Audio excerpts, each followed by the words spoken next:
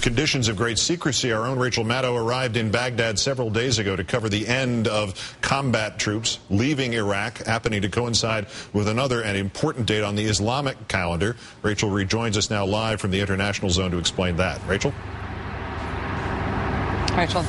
Rachel, yes, that's me. Keith, that's you. I've been up all night, I should mention. We understand. As U.S. combat troops leave here, almost all the soldiers I've spoken with informally since getting here last weekend have expressed satisfaction, essentially, that the combat mission is ending. This is not a great spot for talking politics. Nobody's getting out of their lane or running for office or anything here. But the reaction I have been hearing to the combat mission ending from U.S. troops is essentially about time. Or, yeah, this seems like it's an appropriate time for combat troops to leave. Security-wise, the Iraqis have been in the lead for a long time. It makes sense to transition entirely to a training and assistance mission. The only reservations I have heard at all, Keith, from Americans in uniform here are about the safety of the Iraqi people.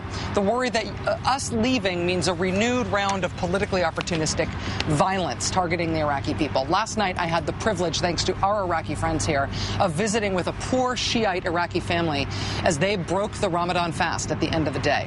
Security issues and violence are not a topic of concern to these folks.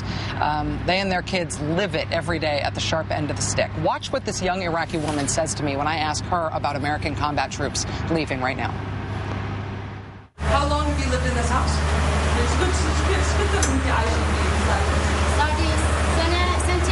A year and 8 months.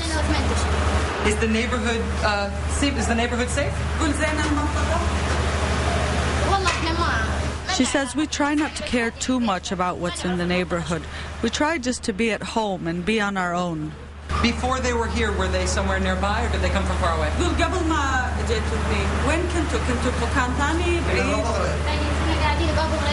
They were in Abu Ghraib and they were sent out of their home. She said we had to leave our home that day. They threatened us. We had some relatives who lived across the street and they were killed. 2 of them were killed. We didn't take anything. We just got out of the house. And that was just sectarian? They got an envelope. A letter came in a white envelope and it said you need to get out of your house within 24 hours or you'll be killed. So she said we couldn't even think to do anything. They just left. I'm very sorry.